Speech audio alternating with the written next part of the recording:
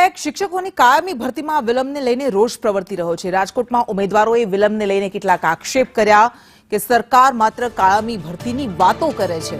સરકાર merit list બહાર નથી પાડી રહી। સરકારને જ્ઞાન સહાયકની વૈકલ્પિક વ્યવસ્થામાં જ રસ છે। યુવાનોના ભવિષ્ય સાથે સરકાર રમત કરી રહી છે।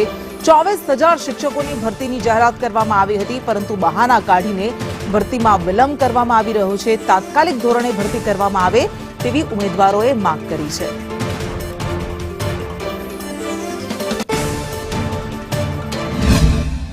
2024 ની અંદર શિક્ષકોની જે ભરતી છે જાહેર કરવામાં આવેલી, પણ આજ દિન સુધી હજી જે ભરતી પૂર્ણ થઈ નથી। 9 થી 12 નું પ્રોવિઝનલ મેરિટ લિસ્ટ આપવામાં આવ્યું, નથી વિદ્યા સહાયક 1 થી 8 નું પ્રોવિઝનલ મેરિટ લિસ્ટ આપવામાં આવ્યું। કાયમીની રાહ જોતા હતા ત્યાં તો સરકારે વળી પાછું જ્ઞાન સહાયકની જે વૈકલ્પિક વ્યવસ્થા છે એ પ્રાથમિક શિક્ષકોની જાહેર કરી દીધી। આમાં પણ બે વસ્તુ છે। હાલમાં બધાને ખબર છે એ મુજબ પ્રાથમિક શિક્ષકોનો જિલ્લા બદલી કેમ્પ હાલે છે, ત્યારબાદ જે વધેલી જગ્યા છે એમાં જે છૂટા થયેલા જ્ઞાન સહાયકો છે એને ફરી છે એ સ્થાન આપવામાં આવશે।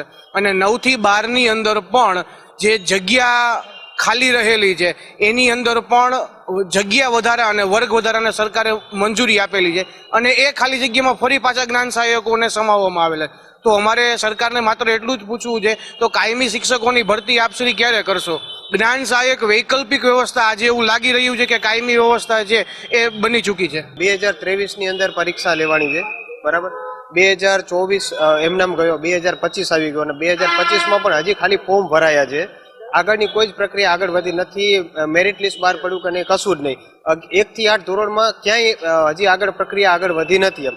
જેમ ચૂંટણીની તૈયારી કરવાની હતી, માની લો કે નગરપાલિકાની ચૂંટણી હમણાં હતી, તો સરકારે તરત જ એક્શન લઈને 1 મહિનાની અંદર જેવો કોર્ટનો ચુકાદો આવી ગયો, તરત જ એની ઉપર એક્શન લઈને 1 મહિનામાં ચૂંટણી પર કરી લીધી।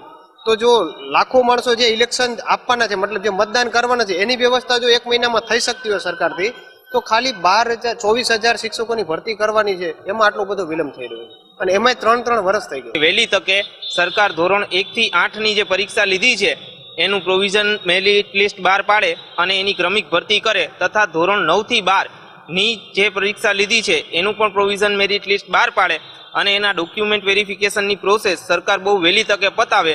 અને અમારી સરકારને એટલી માંગણી પણ છે કે વહેલી તકે બને એટલી વહેલી તકે કે ઉનાળાનું વેકેશન પૂરું થાય એ પહેલા સરકાર ક્રમિક ભરતી કરી નાખે અને અમારી સાથે ન્યાય કરે।